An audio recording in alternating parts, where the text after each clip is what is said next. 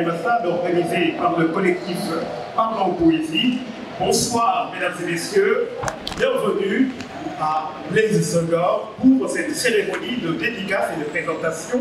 Alors écoutez, nous allons sans plus tarder pour commencer cette cérémonie. Je vous présente les principaux intervenants. Il s'agit bien sûr de M. Ferré Sarr et des chercheurs traducteurs à l'émission Kinsal.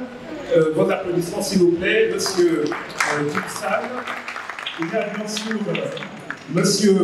Waliba, M. Wali Ba, qui est le président du jury de ce concours. M. Waliba est poète, écrivain, il est professeur aussi de lettres. Vos applaudissements s'il vous plaît. En plus de M. Waliba, il y a aussi Mme Dione, qui représente la direction du livre et de la lecture au ministère de la Culture. Vos applaudissements. Et voilà aussi, nous avons notre président, le président du collectif Parlons Poésie, M.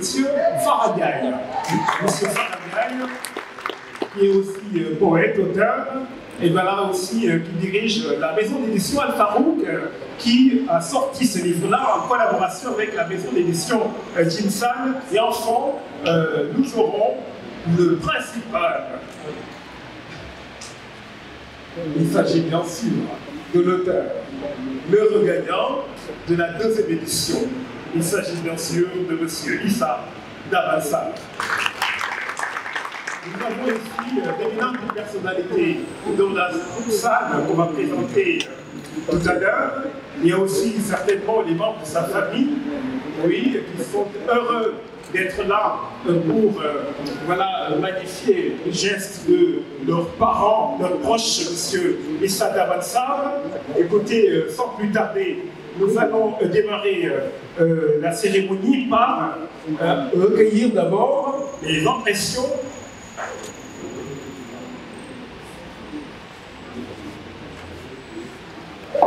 Voilà donc, mesdames et messieurs, nous allons démarrer par recueillir d'abord les impressions de Mme Amidone, qui représente la direction du livre et de la lecture.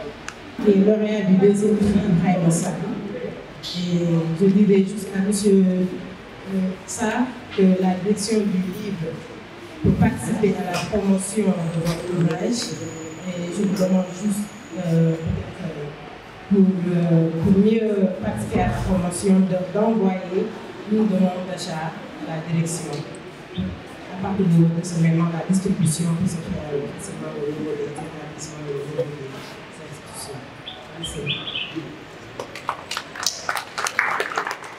Merci beaucoup, la représentante du ministère de la Culture. Merci pour cette collaboration. Pour avoir beaucoup aidé le collectif Parlons Poésie dans ses activités. Alors écoutez, sans plus tarder, mesdames et messieurs, je vais donner la parole à M. Ferré Sarr pour présenter le livre. Il est chercheur, traducteur d'édition Kinsal.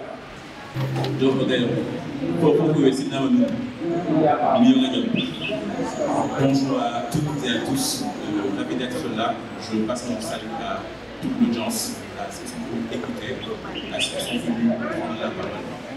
Je m'appelle Ferré Sarr, je suis là et je porte plusieurs casquettes aujourd'hui. Je suis là pour présenter les éditions Kinsal. Je suis aussi là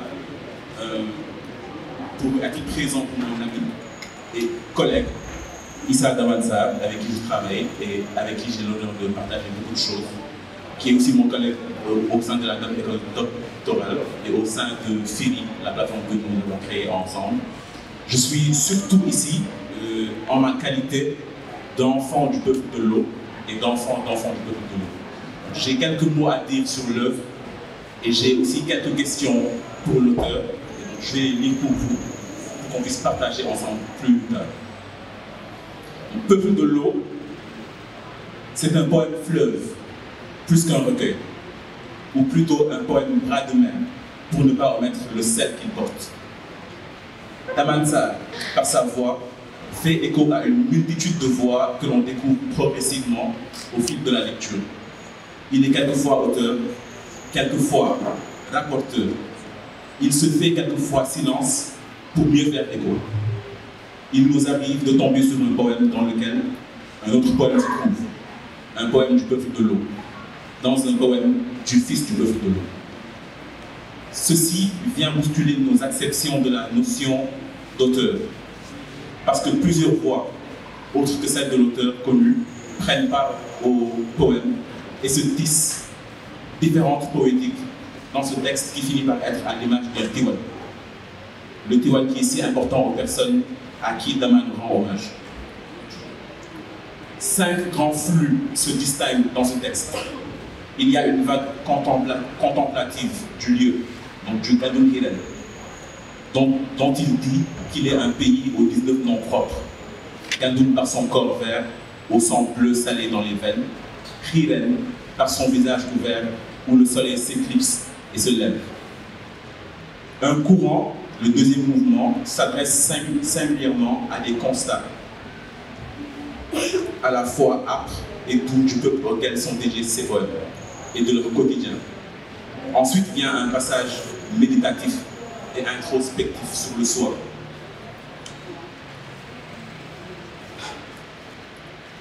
C'est un moment de dévoilement aussi, un moment de vulnérabilité. Le 5e et dernier flux est une suite de libations et d'entretiens avec les pangols. On voit que le peuple de l'eau est habité par des entités et est ponctué par des moments qui fonctionnent comme des repères. Il abrite aussi des lieux qui quelquefois sont aussi des abris du peuple de l'eau, des lieux à la fois lieux et entités. Le texte n'est pas simplement une ode à un terroir mais une communauté. Il porte aussi plusieurs paroles. Il se reconnaît comme partie d'un cœur. Il professe quelque chose d'assez non conventionnel quand on parle d'écriture. Car ici, rien n'est réellement écrit. Tout est énoncé. Et les signes jouent un rôle de symbole pour réactualiser une mémoire qui est encore en mouvement. Ceci vient encore challenger l'idée du processus d'individuation qu'occasionne l'acte même d'écrire. Ce texte est une œuvre collective.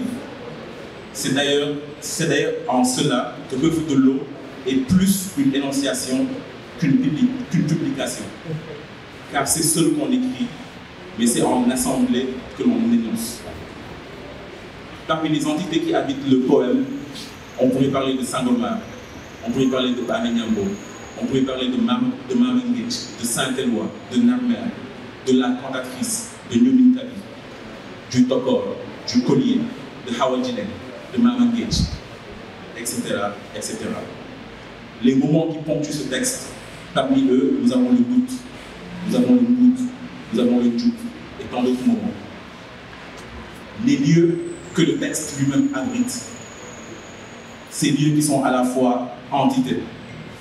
On parle de Gandoun, on parle de Hiren, on parle du Gabou, on parle du Nil, on parle de Djanif, on parle de Sonan, on parle de Manifadja, on parle de Gonol, on parle de Fanaga, on parle de Toumbe, etc., etc. J'aimerais vous lire un petit extrait de ce recueil qui m'a particulièrement touché et qui rassemble tout ce que j'essaie de dire dans ma présentation, avant de donner à notre auteur et poète une liste de questions et attendre de lui qu'il puisse y répondre au cours de sa prise de parole.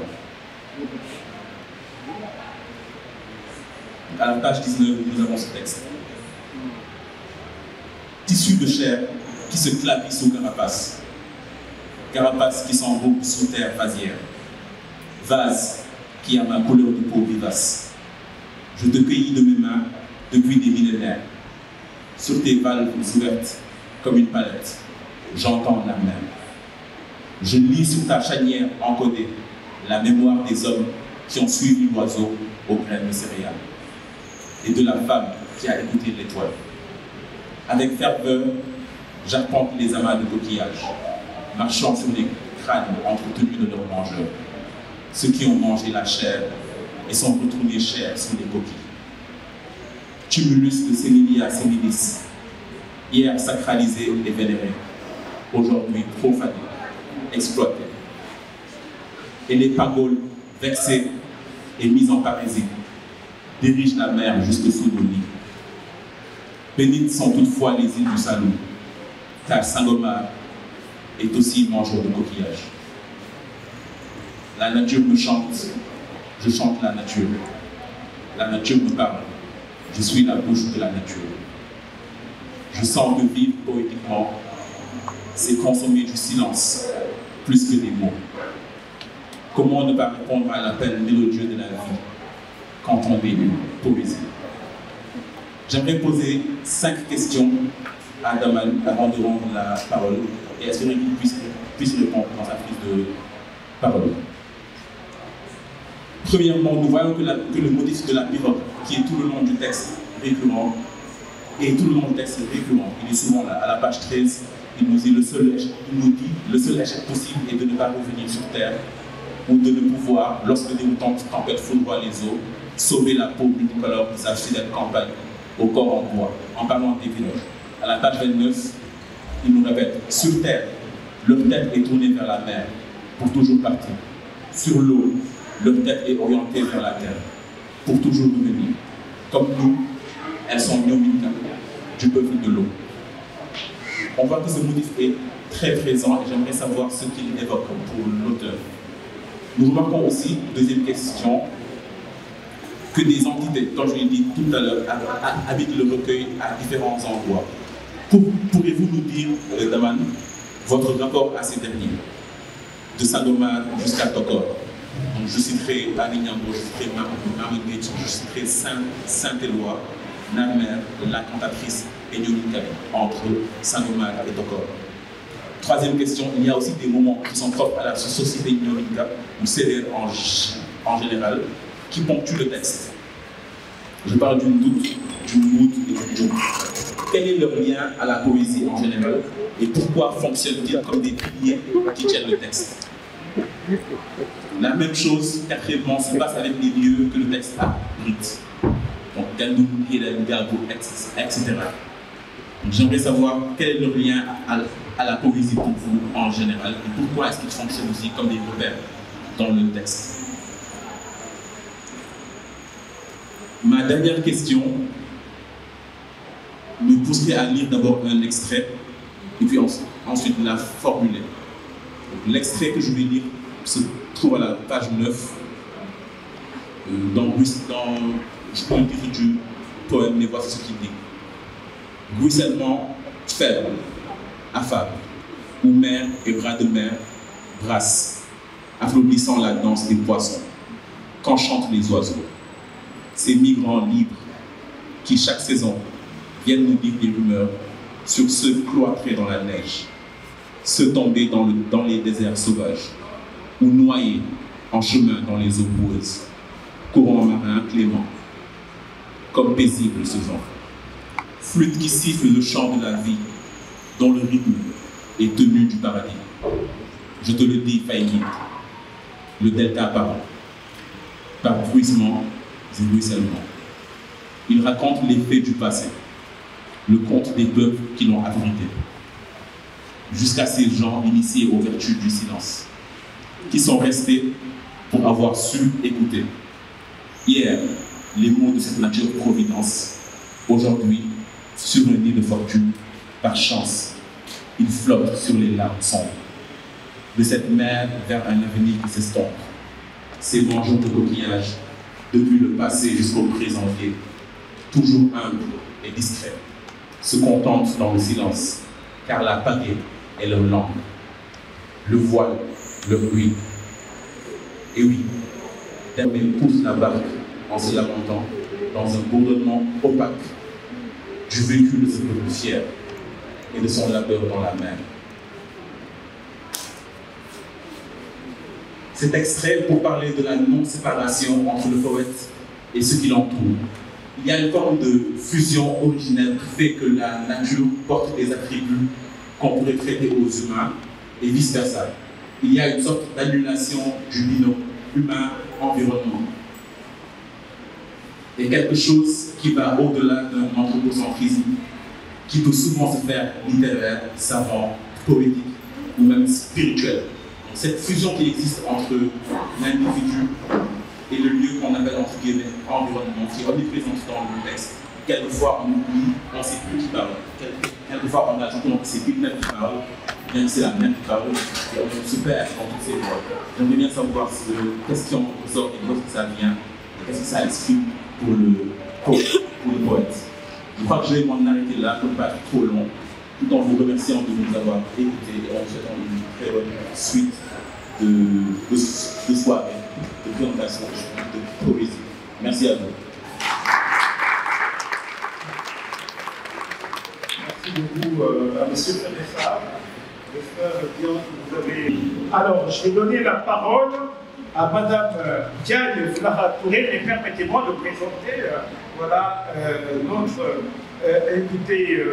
Il s'agit de Mme Kalidia, qui est curatrice du prix de la commune. Voilà.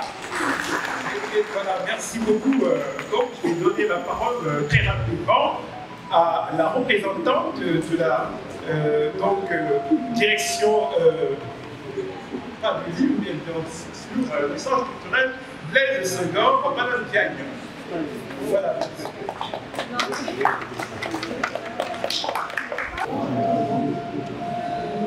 On est très heureux de vous recevoir, vraiment depuis ce matin. Depuis ce matin, on est très heureux de recevoir le collectif Femme Poésie, dont le président. Voilà, une équipe de jeunes, dynamique, qui œuvre pour que la littérature, pour booster la littérature. Donc, on vous souhaite la bienvenue. Ça devait se faire depuis ce matin, mais bon. Et que la soirée continue, que la journée continue. Venir en fait de manière artistique ensuite. Et il s'avérait que j'ai commencé il y a maintenant 2 ans des recherches sur l'océan, des recherches à partir en fait de l'océan. Et dans le cadre de ces recherches-là, j'ai croisé M. Davansa ici présent, qui m'a d'ailleurs aidé en fait, on a travaillé. Et je pense que les questions ou les impulsions que j'aimerais faire, je pense que Youssoufa a déjà bien analysé l'œuvre. Moi j'ai des questions peut-être à poser plus, on va dire, à l'écrivain. Et peut-être comprendre ou discuter avec toi, peut-être Issa, sur comment on fait, ou à quel moment est-ce que en fait, l'océan, l'eau, en fait, l'eau même, devient un corps de savoir. À quel moment est-ce que l'océan ou l'eau devient quelque chose qui nous apprend quelque chose avec lequel tu peux discuter, en fait, avec lequel tu peux ouvrir une conversation. Je pense que c'est ça la question essentielle que j'ai, et comprendre aussi comment est-ce que de quelque chose qui est liquide et physique, tu réussis en fait à transformer ça en poésie, en livre et en vers et en rythme. Ça aurait été quand même la question, je pense, d'ensemble en fait, de ma part. Maintenant, d'un point de vue un peu plus spécifique, il y a quelque chose qui me traîne un peu dans la tête en ce moment, sur, pas vraiment la question des Pangols en soi, mais plus sur qu'est-ce qui fait la spécificité des communautés insulaires. En fait. Dans quelle mesure est-ce que le fait insulaire, l'être insulaire, a quelque chose à nous apprendre de ce que écologie peut vouloir dire? Dans quelle mesure est-ce qu'il y a une définition, une approche écologique qui se définit, qui s'écrit, qui se ressent depuis les territoires insulaires et depuis le salon duquel tu écris? Voilà. Je pense que j'aimerais peut-être lire un petit passage de ce que tu as écrit, qui est là, qui s'appelle Le dos de la mer. Est-ce que tu t'en souviens? Alors tu écris: le continent, dans son confinement, moi, dans mon enclavement, je suis île, nomade de la vie et ses courants qui arrivent à moi.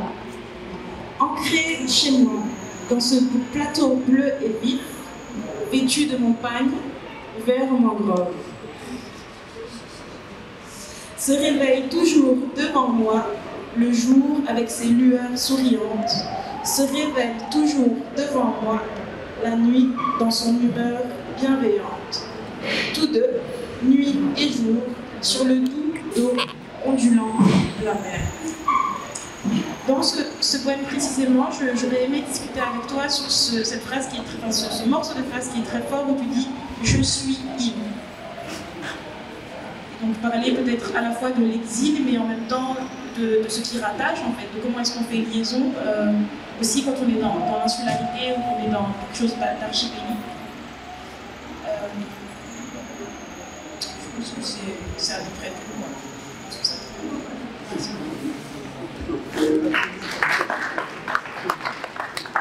Vous m'avez regardé, j'ai fait comme ça, vous m'avez regardé et vous m'avez appelé. Je pensais qu'aujourd'hui c'était un challenge pour moi de venir à la rencontre de Parlons Poésie que j'ai connue en 2017 et qui m'a permis de découvrir ce que c'était un slam, ce que c'était la poésie.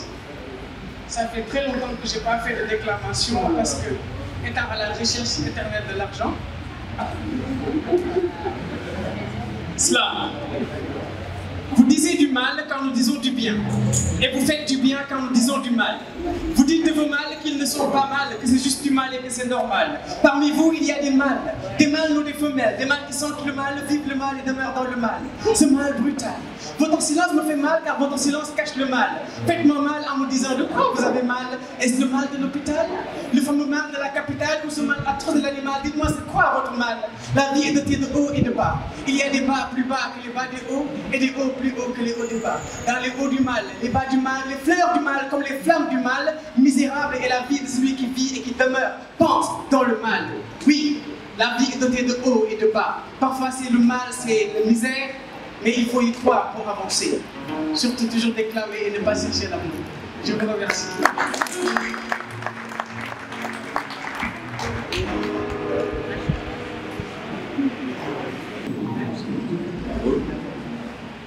Alors, merci. Merci, M. Seymou. Je salue tout le monde.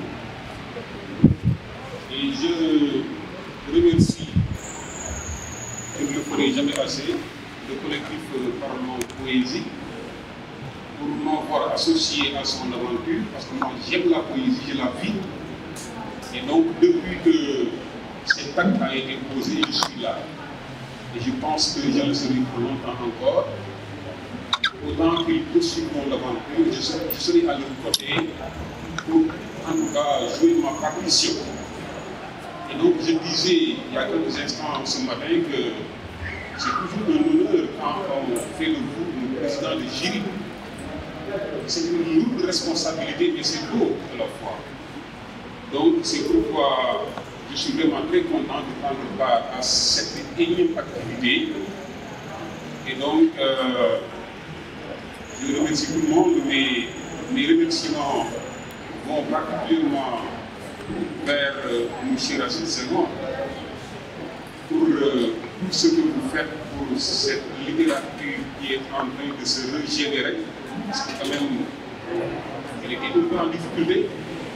Je vous ai entendu la dernière fois là-bas au niveau du Grand Théâtre, quand vous parliez un peu de la manière dont la jeunesse prend en charge la nouvelle littérature à travers la toile. Il y a une observation remarquable que vous avez faite, je ne sais pas ce que vous en entendez. Le culte, il faut s'en méfier. Donc je pense que tout ceci, c'est des réflexions qu'il va falloir engager. Cela dit, j'aurais pu commencer ma communication par une boutade, en me demandant ce que je fais là. Je ne le sais même pas parce que de toute façon la salle est majoritairement composée de Sérères. Et donc moi je ne suis même pas bon poulard. Je ne suis même pas bon poulard pour soutenir la parenté à plaisanterie. Donc vraiment je suis un peu inquiet parce que je ne sais pas ce que je fais là. Voilà, vous allez vous manger. Alors cela dit, comme vous savez si bien le faire, cela dit,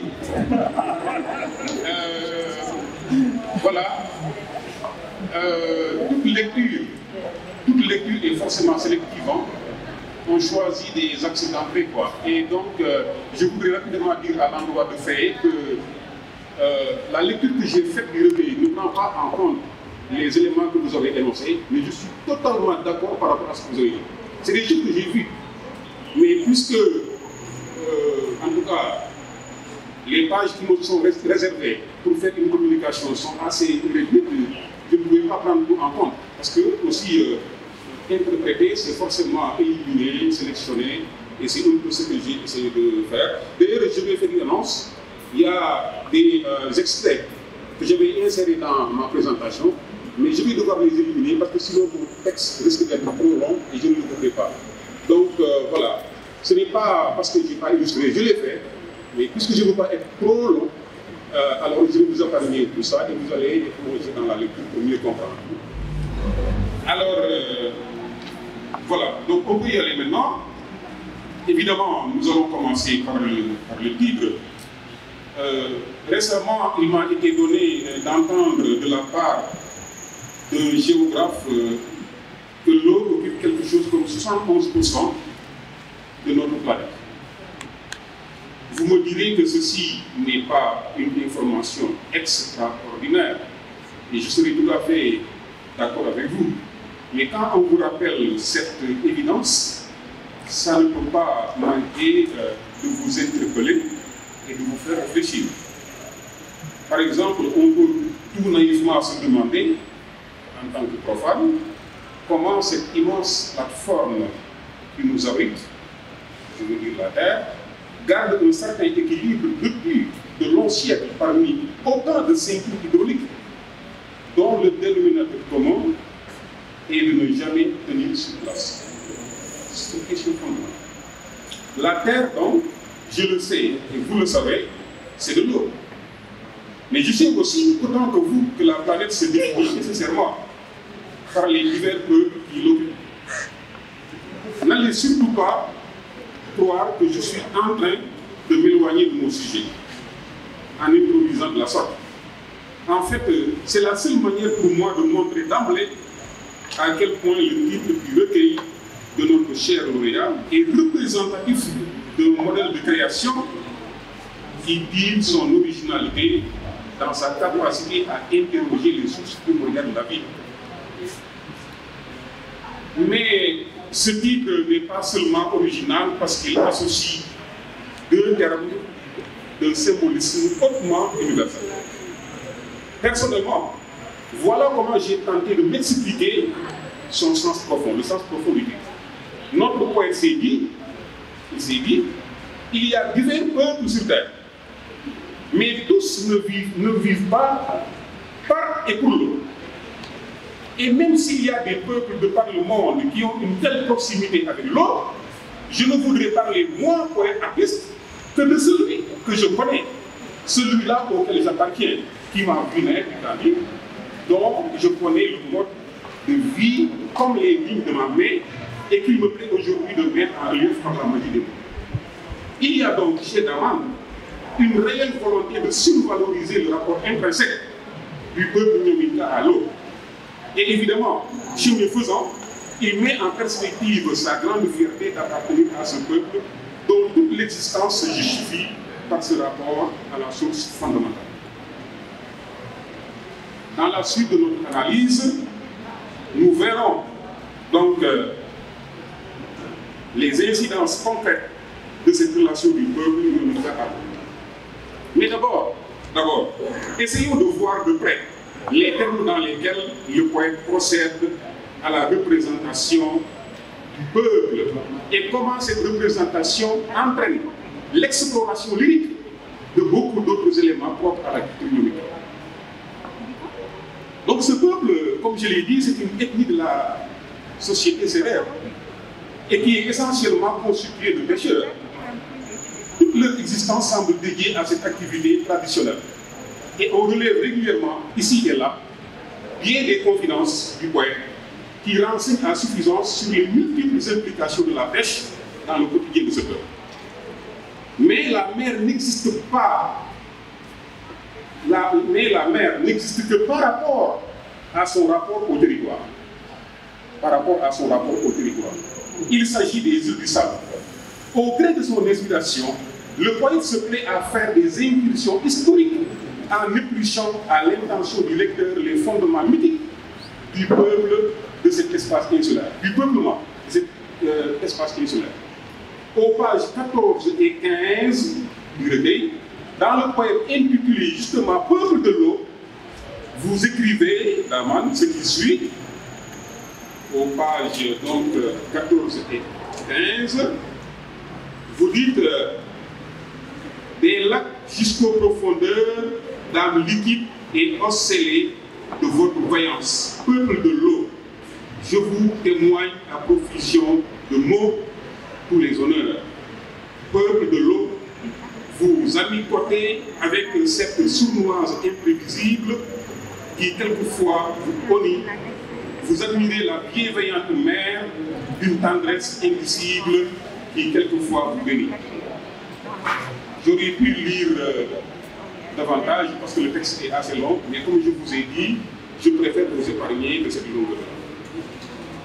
Alors, un peu plus loin, à la page 17, n'est-ce pas, on peut lire ce qui suit, à la page 17. Donc le poète écrit « Sur le chemin des citoyens de la Première Nation, vers le sud, présagé par les gésiers d'oiseaux, par les gésiers, vous avez bien écrit gésiers d'oiseaux, je ne sais pas si vous avez voulu écrire aussi, bon, je ne sais pas. Gésiers d'oiseaux arrivés au nord, à l'ère du dénouement des 7 saisons, des huttes pyramidées, c'est une très belle invention, et des pierres levées sont écrites en traces de le bas du haut Nil jusqu'au sable. Alors, justement, il est intéressant de relever, à quel point le mythe du coquillage est consubstantiel à la vie passée et présente de ce peuple. Il n'est pas seulement ce coquillage-là, une substance nourricière, une alimentation basique, il est aussi constitutif de l'habitat auquel il donne une identité remarquable. Mieux encore, il est porteur de ce coquillage-là d'une valeur totémique et à ce titre reste un objet culturel inscrit en lettres capitales au registre des héritages. Dès lors, il est aisé de comprendre pourquoi cet élément culturel est évoqué dans le recueil avec une fréquence hypertrophiée. C'est précisément à la page 18 que Daman nous dresse un beau répertoire de la grande diversité fonctionnelle de la chose, du coquillage. Le poète va même beaucoup plus loin dans sa tentative de valorisation de l'élément coquillage, notamment en lui imputant le pouvoir de représenter la véritable boîte noire de la longue évolution de ce peuple de l'eau.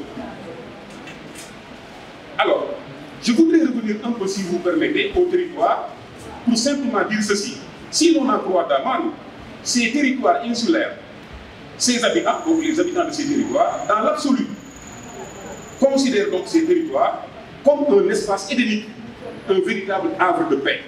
À ce propos, voilà donc ce qu'on peut lire à la page 19. Là, il faut que je vous lise donc ce qu'il écrit. Il dit coquillage dans nos bols, qui paye nos écoles, coquillage collié à nos cous, qui pavent nos rues, tissu de chair qui se clapit sous carapace, carapace qui s'embourbe sous terre vasière, vase qui a ma couleur de peau vivace, je te cueillis de mes mains depuis des millénaires sur tes valves ouvertes comme une palette.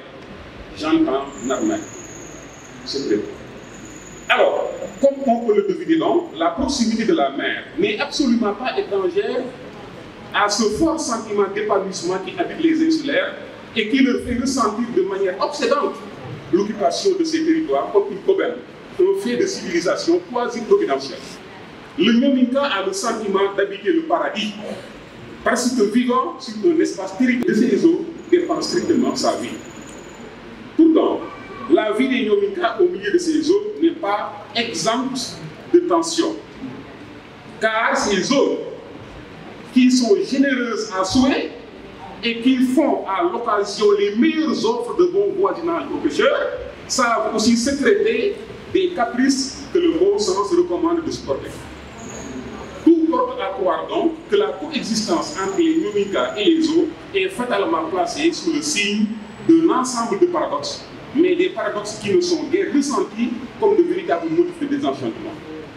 Nous avons relevé pour vous un certain nombre de groupes de vers qui témoignent de façon remarquable de ces faux points de rupture entre le Nyomika et la mer. Par exemple, à la page 12, dans le poème intitulé Les eaux de la nuit et du jour, le poète célèbre la lumineuse persévérance des pêcheurs qui affrontent les caprices de la mer, non pas pour exprimer un quelconque accès de colère et de déception, mais seulement pour lui prouver qu'ils sont suffisamment outillés au plan mystique et mental pour transcender ces humeurs noires. Voilà. Je saute. Sans jamais le déclarer donc ouvertement, et c'est vraiment tant mieux Daman. Daman donc nous peint un peuple de l'eau discipliné dans ce jeu relationnel trouble et plutôt incommodant que lui impose le grand bleu mouvant. Alors, mais il y a bien de quoi donc le marteler. Si les choses sont ainsi, c'est parce que le type Nyomika est un homme frustré qui ne s'encombre d'aucune prétention sauvage. Il se suffit de peur pour se sentir bien et convertir toutes les pesanteurs de la nature en de savoureuses nourritures terrestres. J'ai cité en régime. Mais à condition que la superstructure marine soit le théâtre de ces talents de sublimation. Je vous exhorte à lire le poème intitulé Le pêcheur. Voilà. Ce beau poème décrit superbement la psychologie inébranlable du Nyomika, qui est inséparable de son statut de travailleur de la mer. Et figurez-vous, par souci de crédibilité, dans le poème intitulé Enfant de la mer, de ma mère, enfant de ma mère, et écrit mère et mère, donc la mère, enfant de ma mère, donc se met lui-même le poète dans la peau de ce peuple de l'eau pour mieux rendre compte de ce bel état d'esprit qui est le sien. Donc voilà ce qu'il écrit. Je suis enfant de ma mère, mère MR, noir, nu comme un ver, ma liberté d'insouciance, seul souci de cette marée qui vers le large puits pour garder de tout mal ma belle innocence. Et je réponds donc de façon incidente à la question que la puisse poser quand le poète parle de sa personne comme qui, quoi. Voilà. C'est à se demander donc d'où est-ce que les Nyomika tirent cet accomplissement remarquable, cette sérénité angélique. Le poète nous tend la perche à la page 24 à travers le poème intitulé Le lit du silence. Le poète nous y présente l'espace insulaire comme une véritable niche de mystère et de force transcendante qui insuffle aux autochtones un mental d'acier et leur donne le pouvoir de déchiffrer ce que Baudelaire appelle les forêts de symboles. En effet, en évoquant l'île natale qu'il pronominalise de bout en bout par le terme ici, notre poète donc écrit à la page 24, là il faut qu'on lise vraiment, à la page 24, voilà donc ce qu'il écrit. Donc Daman écrit, ici, il parle de l'île, ici, le jour se lève toujours avec un goût nouveau du sacré. Arrive toujours la nuit étoilée de secrets, des secrets couchés sur le doux lit du silence, du cœur est demandé pour voir, du courage pour écouter et entendre. Car ici, les esprits et les humains, écoutez-le bien, les choses et les êtres parlent le même langage, mangent dans la même calebasse. C'est extraordinaire. Alors, donc, ces îles entourées d'eau que tu aimes tant, Daman, et qui sont la matrice de ton inspiration dans ce recueil, ne sont pas épargnées cependant par les vicissitudes dues à beaucoup de choses, notamment l'évolution du temps et les secousses d'une modernité qui aime tant administrer des attaques placées au mythe et au sanctuaire. Les derniers poèmes du livre distillent ainsi des lieux sombres qui sont autant de reflets inquiétants autour d'un territoire stoïque, incapable de freiner les vagues de la vérité. Ainsi, sans jamais verser dans la clameur dénonciatrice, vous déplorez lucidement le triste sort des tumulus, hier sacralisés, c'est vous qui parlez, et vénérés, aujourd'hui profanés, exploités. Ce qui engendre des conséquences bien dramatiques puisque, c'est vous qui parlez, les tangles vexés et mis en parisie dirigent la mer jusque sous nos lits, à la page 20. Vous regardez impuissant le désastre qui guette le delta du Saouli, à la page 34. Ce delta que vous qualifiez de palémique, ce delta qui coule, c'est vous qui parlez, ou la mangrove se noie, c'est vous qui parlez, les lamantés gémissent, c'est vous toujours. Et où, comble de déchéance, les oiseaux ne se posent plus, ils volent, ils partent on ne sait où. Page 52. Vous tremblez de désespoir devant cette île abattue, avec son visage morne, désœuvré, convalescent, ses vieux péchés réduits à l'oisiveté plutôt que de raison, à cause de leur incapacité évidente. La scolarisation précoce des enfants, le départ massif des jeunes filles vers la ville et l'ast paternaliste du prononcement du mal. Vous semblez bien inquiet face à l'immigration des jeunes et des adultes qui, après avoir déposé leur identité de pécheurs et de cultivateurs, atterrissent en terre étrangère où ils finissent comme des feuilles mortes, c'est vous qui parlez. Comme vous avez pu le constater, nous n'avons parlé que de l'objet thématique du recueil. Vous l'avez ressenti dans ma communication. Mais à vrai dire, nous aurions pu en faire autant à propos de ton écriture, Daman. Je vous le dis ici, mais vous le savez sans doute déjà, je pense. L'originalité de ton style a été déterminante dans le choix presque unanime qui a été porté sur votre production. Je prends à témoin Sali d'abord. En d'autres occasions, je vous promets de revenir le plus largement possible sur cet aspect du recueil. Je termine. Monsieur Sarr, Daman, j'ai envie de t'appeler Diamant, parce que Diamant aussi c'est un nom évocateur dans d'autres pays où le marijuana est légalisé. Monsieur Sarr, donc, je voudrais terminer en vous disant que vous n'avez pas été couronné par hasard par la deuxième édition du prix de poésie Révessal. Farah, je préfère prix à concours, vraiment. Là aussi, il faudra s'enlier. Ce concours, c'est pas prix. Le prix, c'est plus digne, quoi.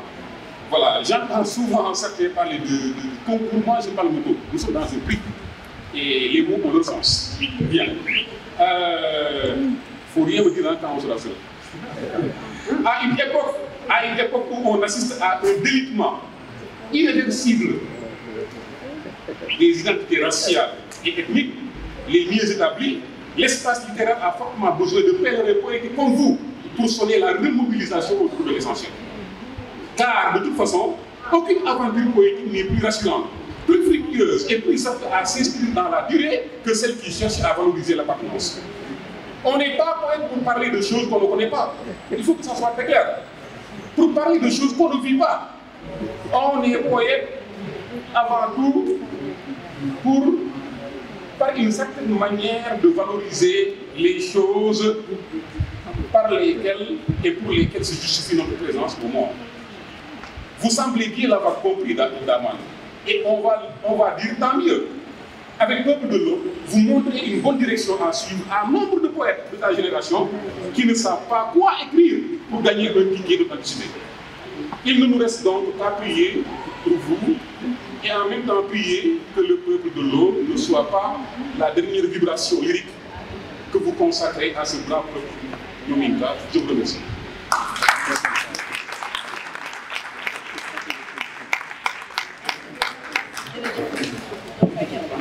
Je mets juste sur le dos des hommes ce que le chaos nous décrit. Le monde. Le monde ne s'est pas laissé dépérir. Ah non, nous l'avons claquemuré, confiné, concassé. Les notes du camion craquent face à des horizons calcinés, des corps crient et crament. Écoute notre crise et l'écho des murmures, des murs qui se multiplient, ils les expulsent, ils les séparent, ils emmurent. Elle est la copie de l'effondrement des ponts qui peinent à atteindre l'autre, cette figure de la censure dans ce monde où on ne cesse de se définir que parce que l'on n'est pas. La haine est devenue l'armure bon marché, la violence elle susurre, reste avec le sourire, on dirait que prêcher la paix est un pire parjure, cher enfant. Il ne te demande pas de sauver le train, mais de le maintenir sur les rails, ramener sur l'axe le wagon qui déraille, faire de chacun de tes gestes un pansement sur la faille, nous faire croire enfin que ce basculement n'est qu'un cauchemar qui s'arrête dès que tu choisis de livrer la bataille, cher enfant. Sache que ChatGPT n'est pas un maître à penser, que ce plan bon sens intelligent de compter, que MyAI n'est pas un fidèle compagnon, et si TikTok t'ajoute sur la file indienne de l'abrutissement, je pense que tu dois filer, c'est maintenant. J'espère que je peux compter sur toi pour que la préservation de la nature ne soit pas un slogan vulgaire écrit comme des vers, rimer en air pour sonner vers, faire genre avec la manière, entre sommet et accord climat, pardon, je veux de l'air. Le respect de l'environnement n'est pas un label, mais une responsabilité face à l'histoire et la postérité. Emploi ton temps à te forger, à être brillant et humble à la fois. Sois à l'aise avec le silence et l'ombre, même si les bruits du buzz et les activistes tentent. À la place des éclats éphémères, cherche à saisir la quintessence de chaque personne de l'existence, là où gisent de véritables lumières. Cher enfant, ne te demande pas de sauver le train, mais de le maintenir sur les rails. Ramener sur l'axe le wagon qui déraille, de chacun de tes gestes un pansement sur la paille. Nous faire croire enfin que ce basculement n'est qu'un cauchemar. Il s'arrête dès que tu choisis de livrer la bataille. Cher enfant, ne t'autorise pas le luxe de l'abandon, ni les charmes de l'indifférence. Ce sont des conforts proviles qui proclament notre échec et accélèrent l'apocalypse. Le monde n'est pas juste et attend un peu trop de toi, c'est parce que la jeunesse est une promesse. Finalement, moi je n'attends rien, sinon juste une chose, entretenir de petites brindilles de possible qui rendent la vie encore vivable. Be that spring from which the needles of hope bloom. It seems that we have no more words to fight for freedom and dignity. Reinvent, if necessary, the language, to never lose the courage to claim this credo of humanity. I don't ask you to save the world, but promise me to make sure it doesn't fall apart. Tomorrow is another day. Be its light to achieve the dream again. I don't ask you to save the world, just make sure the verse you write today will be pleasing to declaim tomorrow. Cher enfant, ne t'autorise pas le luxe de t'entendre. Cher enfant, je ne te demande pas de sauver le train, mais de le maintenir sur les rails. Ramener sur l'axe le wagon qui déraille, faire de chacun de tes gestes un pansement sur la faille. Nous faire croire enfin que ce basculement n'est qu'un cauchemar qui s'arrête dès que tu choisis de livrer la bataille. Cher enfant.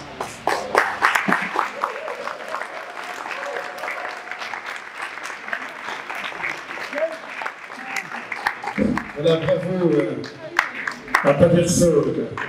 Pathé, il est membre du collectif Parents Poésie. Il est aussi auteur d'un livre. Et le livre est intitulé Comment encore, Pathé? J'ai écrit ce livre et je ne sais pas de quoi ça parle.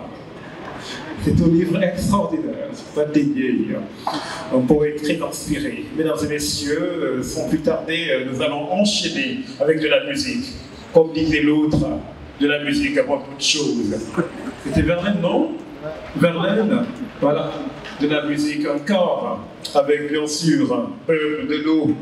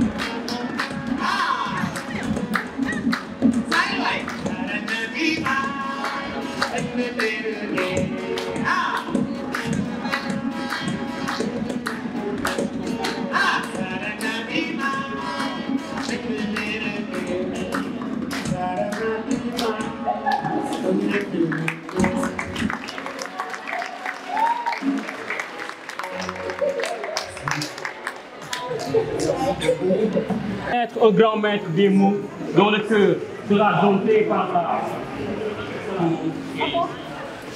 Moi, je ne suis pas né comme tous les autres bébés. Moi, je suis né avec une plume à la main. Mon nom est écrit dans une prophétie. Tu auras raison, Inch'Allah. Moi, j'ai hérité de ma poésie, de mon homonyme, Cheikh Ahmadou Bamba. Je suis le fils de Lyon Baïfal. Gouvernement Cheikh Ibrahim Fall, je suis le fils de Maman Lyon, je suis le poète de la femme. J'ai été choisi par la poésie. À une ère de jeunesse perdue, je suis plume verte.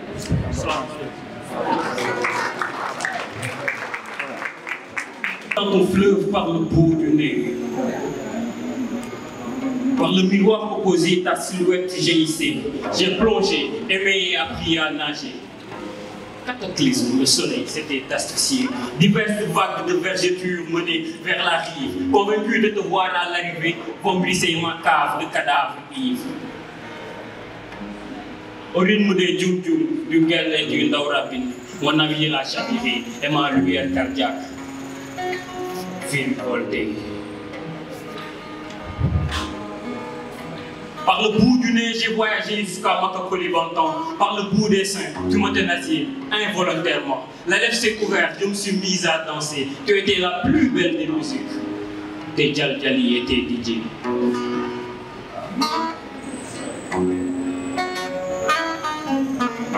Par la magie du Némani, l'azur se couvrait à un petit feu. Do, ré, mi, fa, sol, la, si, do. Le baobab clapotait à fleur de peau. Le lion n'est pas dangereux, tu es l'aigle endiablé. Tes plumes sont maléfiques et tes gémissements venimeux. Tes plumes sont maléfiques et tes gémissements venimeux. Quand tu fermes les yeux, c'est le ciel qui pleure. Quand tu souris, l'éclair dessine ses plus belles couleurs. Sur l'océan des fantasmes, tu es le Tchéboudjet servi par Père Nambaye, un Takusanouna, le paroxysme des souvenirs. Tu es le fanal de Saint-Louis et ses magnifiques seigneurs.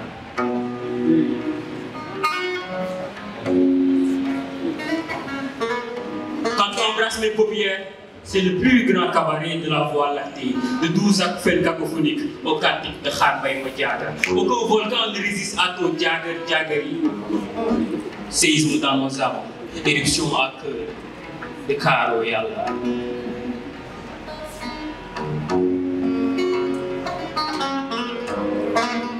Au tribunal de la folie, je suis condamné à t'aimer à perpétuité. La sentence est tombée, je suis ton esclave. Tire-moi par le bout du nez. Dans une autre vie, Je voudrais être le générique de ton film préféré. La conjonction qui subordonne, la coordination des pensées. Et si tu es poète, je voudrais être ton dernier vers écrit par le bout du nez. Et si tu existes vraiment, et si vraiment tu existes, je voudrais te dire, slow on.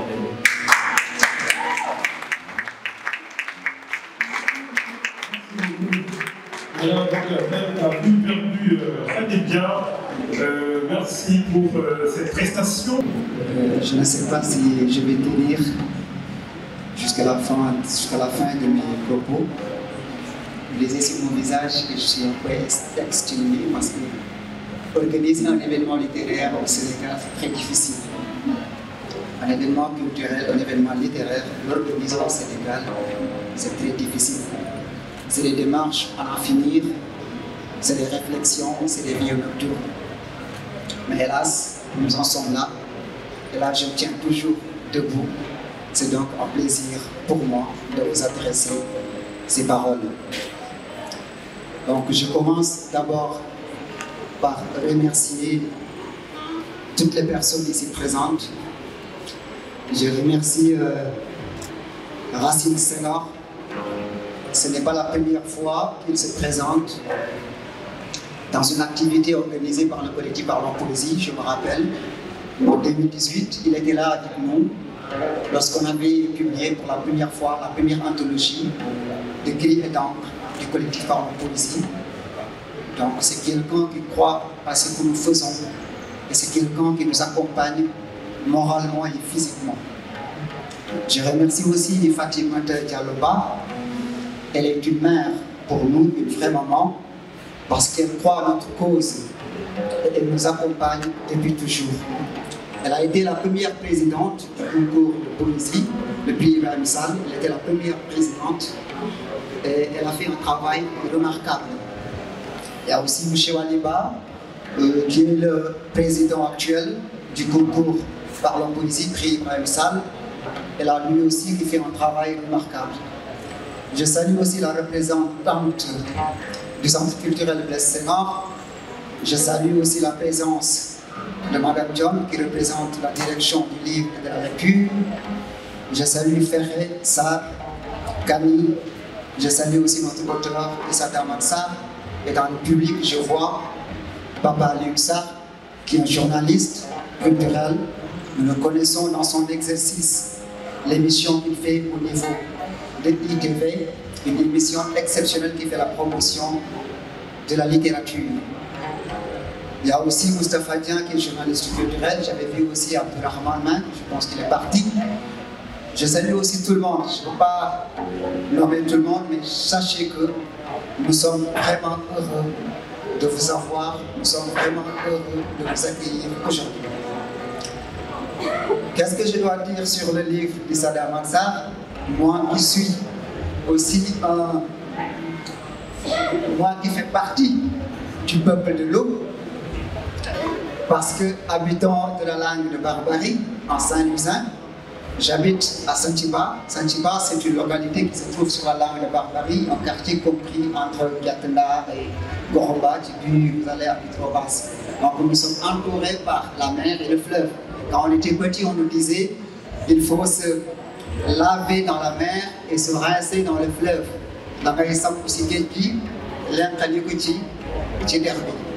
Donc c'est ce qu'on a l'habitude, c'est ce qu'on avait l'habitude du moins, de nous dire quand on était encore jeune. On a eu la chance de se laver, de se baigner dans la mer, mais aussi dans le fleuve. On traversait le fleuve quand on était encore très jeune. Et voilà, pour aller regarder un match de football. Donc moi aussi, je m'identifie dans ce livre-là. Je m'identifie dans cette écriture-là. Donc je suis aussi un membre, ou bien quelqu'un qui fait partie aussi du peuple de l'eau. Donc je vais parler sur le collectif Parlons Poésie d'abord, ensuite je vais faire un petit discours sur Alphabet Édition et peut-être parler un peu de Ibrahim Sall que je ne connais même pas, que je n'ai jamais vu physiquement bien sûr. Mais je vais revenir sur le pourquoi on a lorsqu'on a eu l'idée d'organiser un prix littéraire, donc on a choisi son nom pour qu'il soit, pour que ce titre, ce concours-là porte son nom. Vous comprenez, bon, je n'ai pas fait un discours, hein. Moi, je suis un ancien rappeur, j'aime faire ce qu'on appelle le freestyle, ou bien donc voilà, donc je vais essayer de manière très ramassée de parler sur différentes choses à la fois. Mais excusez mon impertinence si je ne suis pas cohérent. Voilà, le collectif Parlons Poésie aussi, c'est un collectif qui est né d'un groupe WhatsApp, retenez bien, un groupe WhatsApp que j'ai créé depuis décembre 2016. À l'époque, on était des jeunes, on aimait la poésie, c'était notre passion. On était là dans ce groupe, on faisait des échanges, on discutait autour sur la littérature, la poésie, on faisait beaucoup de recherches, bon, on s'entraidait, voilà. C'était uniquement ça au début.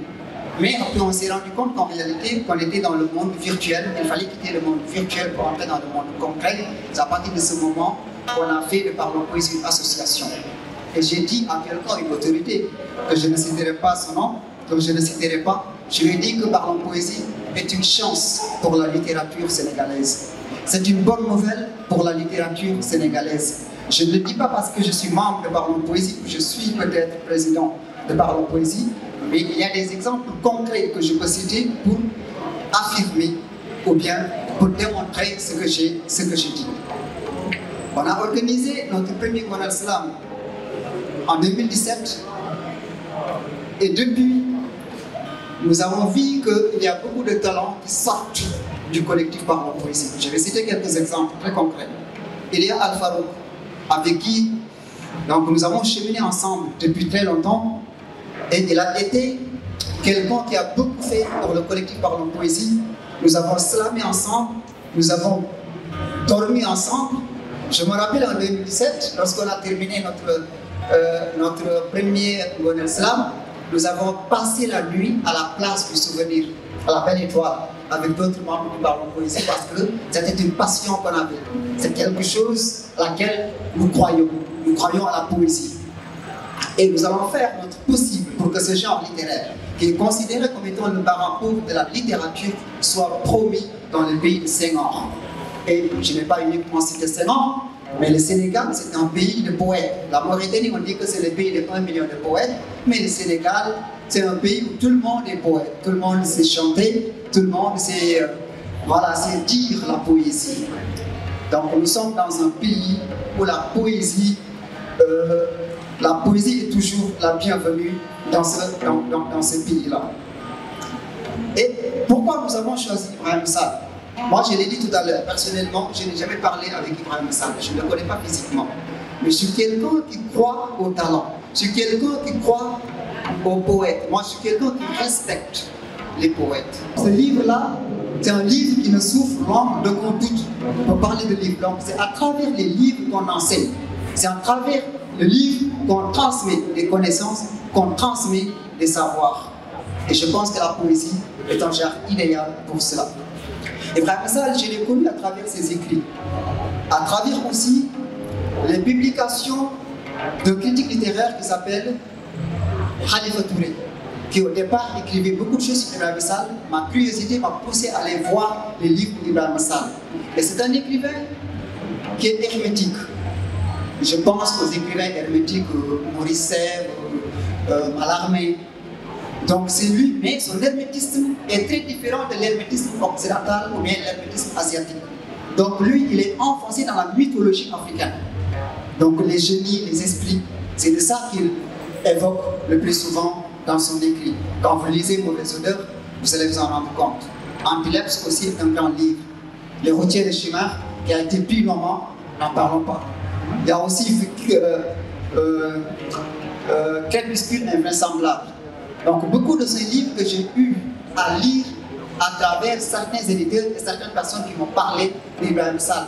Et moi, lorsque j'ai lu Ibrahim Sall, je l'ai vite senti. J'ai vite senti son écriture, je me suis dit que voilà un poète profond. C'est la même chose avec Kine Ramafal, une écrivaine, une poétesse.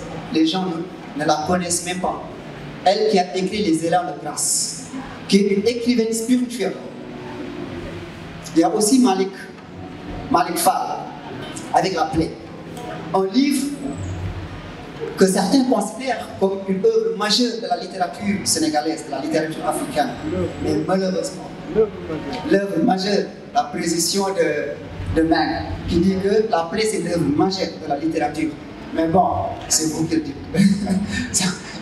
ça ne me concerne pas. Mais je sais, après avoir lu ce livre, je me suis rendu compte que c'est un grand livre en réalité. La plaie de Malick Fall. Depuis lors, je sais que c'est son recueil de poèmes, relief, que je n'ai pas pu trouver. Donc, Kinekira Mafal, j'ai eu à lire son livre, Les Élans de Grâce, qui est aussi un excellent livre. Ce sont des écrivains qui sont rares, mais les écrivains dont on ne parle même pas, les écrivains qui ne sont pas connus alors qu'ils sont très profonds, ils ont quelque chose à apporter à la littérature sénégalaise, à la littérature africaine. Voilà. Pour parler maintenant des éditions Al-Farouk, parce que moi j'aime bien, j'ai horreur de l'oubli. Je ne veux pas qu'on oublie certaines personnes. J'ai horreur de l'oubli.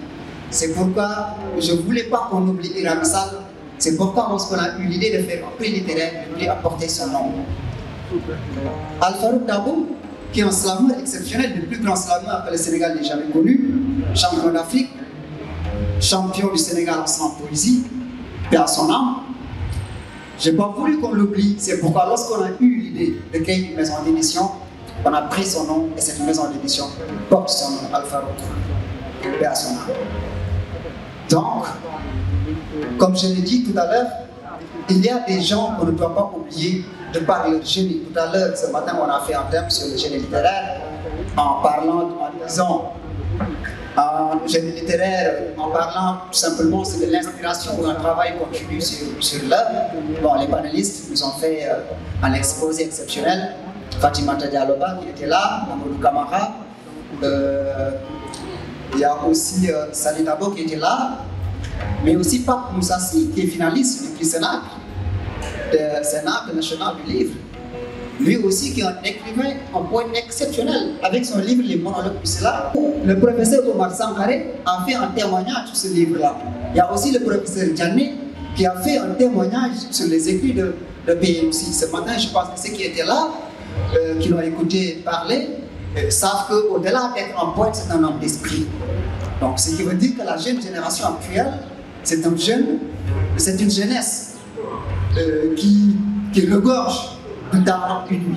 Les prestations tout à l'heure de Slam avec Patterson les plus perdues, donc l'ont démontré avec leur manière de déclamer, leur manière de dire la poésie. Donc, ce qui veut dire aujourd'hui, il faudra encore plus de considération à l'égard de ces jeunes-là, qui œuvrent pour la littérature, qui œuvrent pour la poésie, et qui le font par passion, par amour, et qui n'attendent rien en retour. Ils le font uniquement parce que ces jeunes-là aiment ce qu'ils font. Pour moi, c'est très important. Et je vais terminer par les propos de René Char. René Char qui disait « Un poète doit laisser des traces de son passage. » Il dit non, des preuves. Et il ajoute « Seules les traces font rêver. » Aujourd'hui, ce livre de Damansar est une trace. Et je pense que les gens qui ont eu à découvrir cet ouvrage, qui l'ont lu, savent que Damansar n'est pas un petit poète. Donc la présentation tout à l'heure de Waliba l'a démontré, il n'est pas un petit poète. C'est un poète parmi les poètes. Donc je ne peux pas finir sans pour autant remercier tous les membres du collectif Parole Poésie qui sont là depuis ce matin. Donc ces jeunes très talentueux, qui sont des virtuoses, des génies. Nous formons une famille. Voix du Kadior, ce matin dans son discours, a dit que la famille surpasse l'aspect biologique, évidemment. Nous sommes une famille spirituelle, une famille poétique, si bien ça existe, bien sûr. Donc, depuis des années, nous sommes ensemble, nous travaillons, et nous avons même mis en place un projet qu'on appelle Parlons Poésie Sociale. Et Parlons Poésie Sociale, c'est quoi? C'est un projet que dirige Djibril Diène, qui est membre du collectif Parlons Poésie. C'est pour aider, ou bien pour nous aider en tant que jeunes. Quand il y a des cérémonies, mariage, baptême, décès et autres choses, à travers ce social-là, nous nous aidons. Donc la poésie aussi, elle est active. Elle n'est pas verbale, elle n'est pas uniquement verbale, elle n'est pas uniquement écrite. Mais au-delà de l'écriture, la poésie, elle est action. Donc, je pense que je vais m'en limiter là. Je pouvais peut-être préparer quelque chose, mais je suis quelqu'un qui n'aime pas trop les discours préparés. Donc, j'aime toujours faire ce qu'on appelle le freestyle. Donc, merci beaucoup pour l'écoute et voilà, je vous remercie. Comme une voix rassurée qui guida ce peuple de hauts barrages jusque dans les mains bienveillantes de Manipangol. Quand j'y pense, même d'un esprit frivole, je ne peux pas m'empêcher de m'incliner en religieux devant votre abouti, de voir comment vous peuplâtes ce coin qui d'un temps fut rué pour les chérir. Stupéfaction m'anime quand je me fais compter votre communion avec les enfants de la terre, de la mer, de cette contrée. Fierté s'en rajoute, dès qu'on m'apprend que tous terribles fut projet de construire l'humain immaculé, les perfides et avidités du siècle. Travailler, manger et éduquer, m'a-t-on dit, fut la règle pour humaniser. Mesdames et messieurs, sans plus tarder, je vais inviter l'auteur de Peuple de l'eau, Issa Damansar.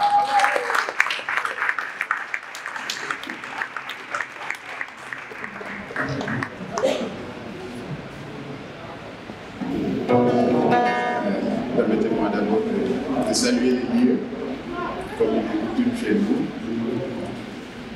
Saluer les lieux parce que si on est là, c'est parce que le Senghor existe. Et donc, nous saluons d'abord les lieux.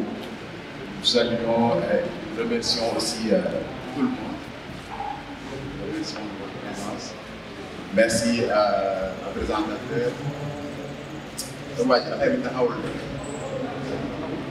Au présentateur Péché, Kadi, M. Waliba, merci beaucoup. Merci à Farah. Merci également à la direction du livre et merci beaucoup de m'avoir invité. Je ne sais pas par où commencer, à vrai dire. Je ne sais pas par où commencer. Sinon, vous témoigner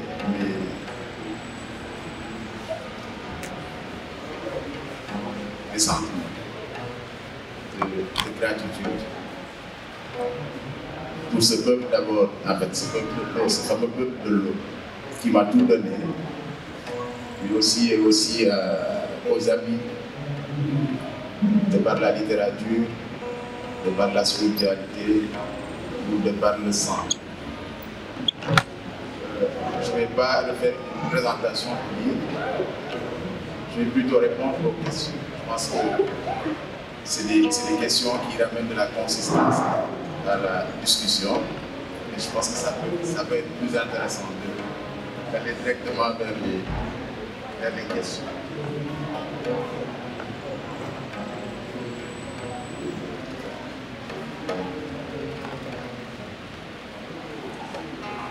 Il y a mon ami Fête qui m'a interpellé sur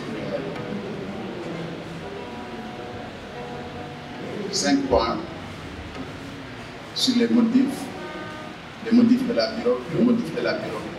Plutôt, oui, le motif de la pirogue, c'est ça la première question. La deuxième sur les entités spirituelles ou physiques qui habitent le recueil. Et la troisième sur les moments de socialisation, ce qu'on appelle les moments de socialisation sacrés ou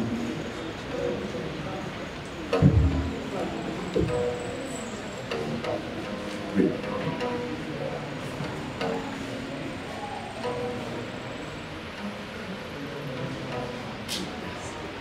Et les lieux du texte. Le motif de la pirogue. Je pense que chez les Dominicains, la pirogue n'est pas juste un moyen de transport. Évidemment, c'est le moyen de locomotion par excellence. Mais ce n'est pas juste un moyen de transport, ce n'est pas juste un outil de travail. C'est surtout un membre à part entière d'une famille et du groupe de la communauté, du peuple de l'eau. Mais quand on parle de personnification littéraire, ici, la pirogue n'est pas juste personnifiée, sa personnification est réelle et actée. Il y a un baptême qu'on fait à la pirogue, à la nouvelle pirogue. Il y a des libations au large de Sangomar. Il y a une fête. La pirogue a même des marinons.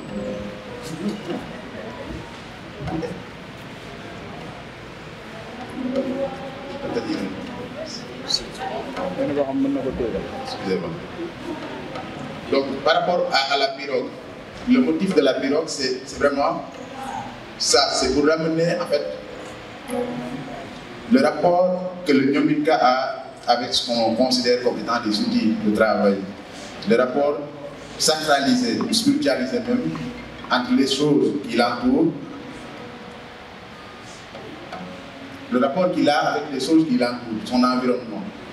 Donc, je disais tout à l'heure que la pirogue n'est pas une structure en bois ou un outil de travail. Elle est membre entière de la communauté. Pourquoi j'ai repris la pirogue? Parce que quand on parle de, même dans les logos, généralement, on reprend la pirogue comme image, comme effigie, parce que c'est vraiment le symbole le plus représentatif du mouvement, de la migration, du rapport à l'extérieur.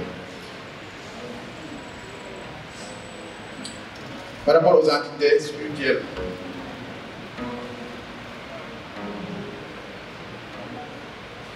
bon, certaines sont relatives à la spiritualité, au sacré, d'autres à la mémoire, à l'histoire ou encore même à la politique. Parce que oui, il y a des entités qui sont spirituelles, les pangols, les esprits des ancêtres, les esprits réincarnés et tout. On peut citer les Sangomar, Mat Pangol, les Mamangé, entre autres, les Oumé, les Gonoli.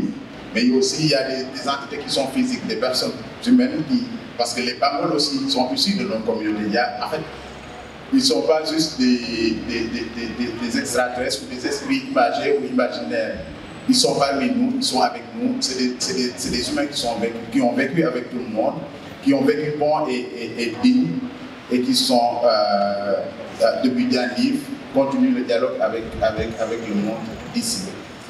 Donc, je ne sais pas si ça répond aux questions.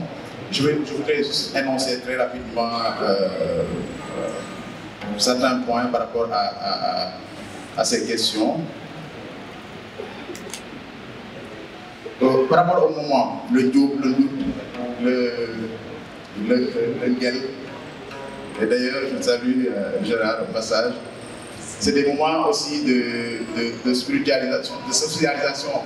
En fait, de socialisation, c'est des moments de socialisation sacrés ou profanes. On parle de folklore quand il s'agit de Dioub, de sacré quand il s'agit d'une doute, parce que c'est de l'initiation, c'est une formation à la vie, c'est une formation aussi à la socialisation digne. Et donc, donc il m'a semblé nécessaire aussi de ramener ces moments de socialisation. Parce que Peuple de l'eau aussi, c'est, comme vous le voyez, ça décrit un pays, ça décrit un terroir, ça décrit une culture, ça décrit des mondes, des réalités, et ça décrit Dianif, ça décrit le monde réel, ça décrit aussi le rapport qu'on a avec la nature, avec l'environnement. Donc, par rapport au lieu aussi, justement, il y a le Gandoun, pays au 19 noms propres, comme je l'ai dit. Le Gandoun, c'est les îles du Saloum. Quand on parle du Gandoun, c'est vraiment les îles du Saloum. Et le Hiren, c'est l'Occident. En fait, c'est Nyonyor et Nyorwa qui font face à l'océan, en fait. Donc, il y a le Gandoun et le Hiren étant l'Occident. Donc, en fait, oui, on voit que en fait, c'est une exposition de plusieurs aspects de la vie, de plusieurs aspects de ce terroir-là. Il me semblait nécessaire aussi de représenter ou de présenter ce peuple, parce que, comme je le dis dans le texte, on est du Sénégal qui est oublié. On fait partie du Sénégal qui est oublié. Quand on parle des îles du Saloum, quand on parle du Delta, on oublie qu'il y a des peuples qui ont vécu là-bas des millénaires, depuis des siècles en tout cas. qui ont une vie, qui ont une interaction avec la nature, avec les choses de la vie. C'est tout un monde, mais on l'oublie. Quand on parle du delta du Saloum, on fait référence au tourisme, on parle justement de la nature, la mangrove, les pélicans, les machins, mais il y a un peuple qui est là, il y a des humains qui sont là, qui ont su interagir, qui ont su communiquer avec ces espaces-là, qui ont su habiter parce qu'ils ont justement su écouter et entendre. Donc, voilà, je pense que, en gros, c'est, je ne sais pas, je ne sais pas si ça répond aux questions. Par rapport à l'interpellation de Kani, ça c'est des questions qui sont à mon niveau un peu plus spirituel. À quel moment l'eau devient un corps de savoir, un espace de savoir. Je pense que le peuple de l'eau, ou la question de l'eau, la problématique de l'eau, ou sinon de l'eau comme élément, est porteur de savoir, ou symbole de savoir et de connaissance. La terre comme humilité, mais l'eau comme connaissance, comme savoir. Et du coup, je considère que naître sur une île, c'est véritablement répondre à l'appel de la vie, à l'appel de la connaissance et de la lumière. Je pense qu'il y a un lien qui est là, parce qu'il faut tout apprendre en fait, il faut tout apprendre. Il y a quelqu'un qui a parlé de la discipline des Dominicans, je pense que c'est Waliba. Mais je pense que c'est plus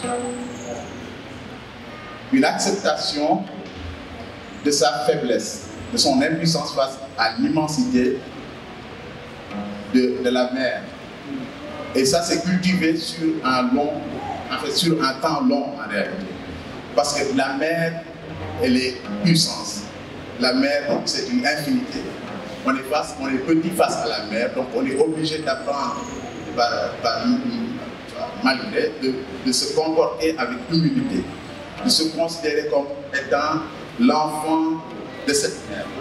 Donc on le voit chez les Dominicains, une certaine humilité, mais c'est quelque part quelque chose qui est cultivé sur le temps. C'est un rapport avec la connaissance, c'est un rapport avec l'eau. En fait, je fais le parallèle entre le rapport avec la connaissance et le rapport avec l'eau. Parce que quelqu'un qui cultive le savoir, la connaissance, à un moment donné, on voit une certaine humilité, une certaine discipline, une certaine sagesse aussi. Et je pense que tout le monde est une en réalité. Tout le monde est une île. Tout le monde est un univers, tout le monde est un monde en soi. Le président l'a dit, 71% de la surface terrestre c'est de l'eau. Et je pense que c'est valable pour le corps humain. D'ailleurs, vous voyez comment on transmet. Donc je pense que c'est véritablement cela. On est une île, on est un monde à part entière. Pourquoi je dis que je suis une île? Parce qu'il y a la question de l'individualité. L'île est isolée. En fait, quand on parle d'île, on parle d'isolement. L'île est isolée par rapport au continent, par rapport à la continuité de terre. Donc, on est une personne, on a sa singularité, on a son individualité et son agentivité. En fait. Et c'est ça l'île. Tu débarques sur une île, tu vois comment les gens vivent, ils interagissent. C'est valable pour toutes les îles. Et il y a quelque chose qui particularise aussi les communautés insulaires. Je pense que Kani a interpellé là-dessus. C'est les rapports qu'ils ont avec le continental. L'insulaire, il a un rapport je n'ai pas envie de dire un rapport de conflit avec le continental, mais il y a toujours une tension entre les insulaires et les continentaux. Et il faut venir sur le continent pour se rendre compte, en fait, qu'on défend mieux son île quand on est sur le continent. Plutôt quand on est sur l'île, on pense justement au continent, on pense au monde, on pense à ce qu'il y a derrière l'océan, derrière cette infinité, cette immensité. On a vécu ça depuis notre enfance. on a envie de découvrir qu'est-ce qui se passe derrière, cet océan, qu'est-ce qu'il y a au-delà de l'océan en fait. Et il y a une certaine curiosité et qui est pour moi un appel à la connaissance, qui est un appel à la vie, à l'aventure en réalité. Et figurez-vous, Peuple de l'eau, je l'ai écrit ici sur le continent. Je ne l'ai pas écrit sur le... Bien sûr, ça s'est écrit sur un temps, ça s'est fait sur un temps. Mais je l'ai écrit sur le continent. C'est pas sur New York que j'ai écrit ou à Dionewar, mais bon, c'est sur le continent qu'on découvre son île finale. Parce qu'on a un regard qui est figé vers l'extérieur.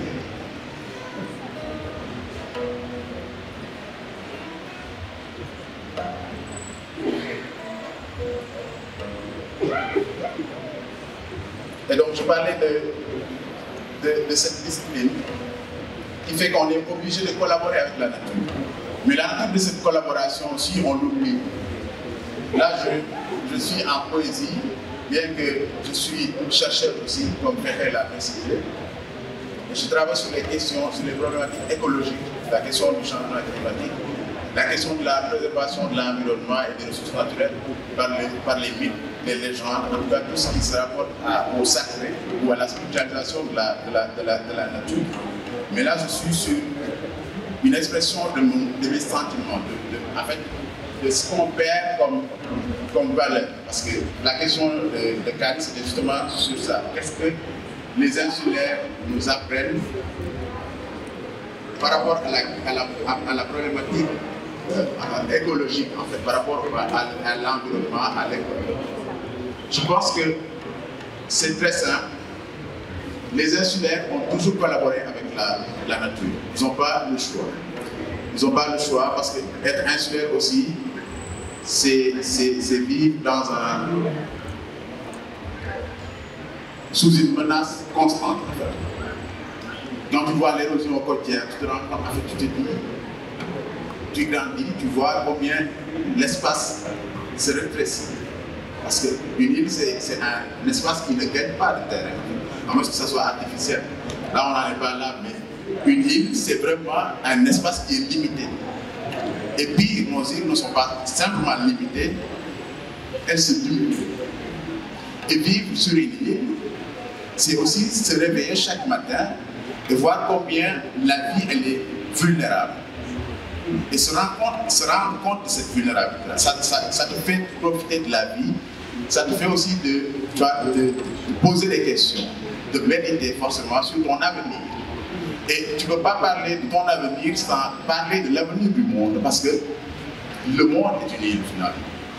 Quand on parle de 71% d'eau sur l'espace terrestre, mais le monde est une île. Et on voit des menaces qui sont tout à fait réelles. On voit des inondations partout, des tremblements de terre, machin. Mais il y a la menace de l'eau qui est là.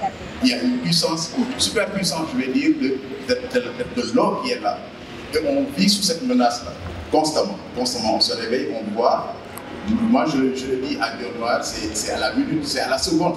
C'est une vague qui vient, qui frappe, qui ramène du sable. Tu le vois, en live and direct, c'est pas une question de, oui, il y a 10 ans, où la mer a gagné tant de centimètres en temps d'année. C'est vraiment à temps réel.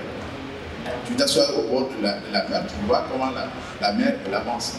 Donc, être insulaire aussi, c'est vivre de cette vulnérabilité-là, mais se renforcer en fait, se donner du courage, réfléchir aussi à son avenir. Et donc par rapport à ça, dans la collaboration avec la nature, il y a l'usage qui est très présent du sacré. On sacralise. Et ça c'est la spiritualité sérère de manière générale. Il y a une sacralisation de la nature. Partant de Roxen, qui est partout et nulle part, Roxen qui est esprit, qui s'est fait corps de par sa nature. Et donc, du coup, la nature, elle est profondément sacrée. Il faut l'honorer par son esprit ou par ses esprits, parce que la terre est habitée. Je le dis dans le peuple de l'eau, c'est parce qu'ils ont su s'établir s'installer parce qu'ils ont collaboré avec les esprits qu'ils ont trouvés sur place. Et ça, c'est connu dans les communautés africaines. Avant de s'établir, il faut faire des libations, il faut parler aux espaces, il faut parler aux entités qui y vivent. Parce qu'il y a des entités qui sont spirituelles, qui nous précèdent. Voilà.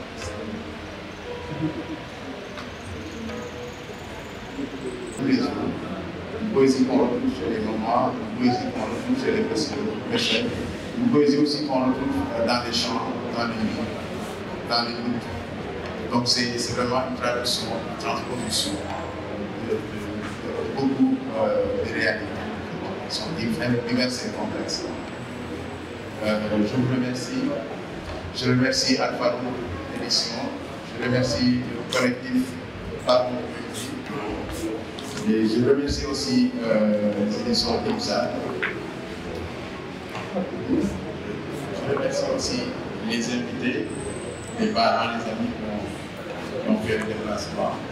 Merci aussi à Emmanuel et Yobonian. Vraiment, merci beaucoup.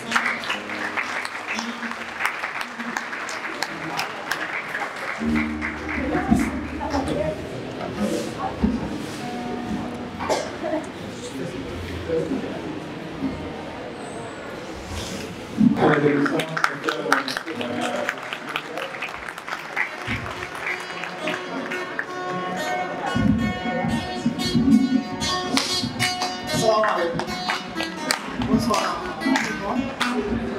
Aux parents et amis qui sont là, les gens de cette cérémonie, toute notre reconnaissance pour votre présence en ces lieux de culture, il faut reconnaître.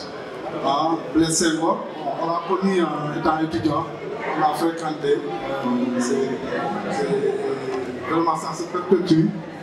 Tous nos encouragements pour votre travail que vous faites au niveau de la culture. Bon, Issa, je suis son grand frère, donc vous verrez que je ne suis pas très aisé à parler de lui, juste pour témoigner qu'en fait c'est lui-même qui m'a rappelé un jour comme quoi c'est moi que papa l'a mis entre les mains pour l'amener à l'école pour l'inscrire.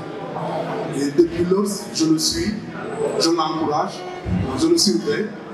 Et aujourd'hui, vous pouvez reconnaître avec moi que c'est une satisfaction énorme que j'ai. Je ne dirais pas que c'est le bout du cheminement, juste peut-être arriver à un moment où on peut avoir espoir, qu'il faut aller loin. Et donc, on a toujours un peu mal compris son côté artiste qui fait un peu d'insouciance, parce qu'il est quand même d'une famille très rigoureuse, une famille traditionnelle, une famille de chefferie. Donc, on ne pardonne pas des erreurs, on ne pardonne pas l'insouciance. Donc, vous êtes toujours acculés à se forger, à aller loin, à travailler, puisque vous devez porter peut-être l'espoir d'une famille, mais aussi d'un village, d'un peuple. Donc ça aussi, je tenais à lui témoigner, à lui dire pour une façon de l'encourager, que c'est un cheminement qui commence et que peut-être on verra d'autres œuvres. Et on est très satisfait de la présence du public. On remercie tout le monde, c'est ça. Merci beaucoup. Merci.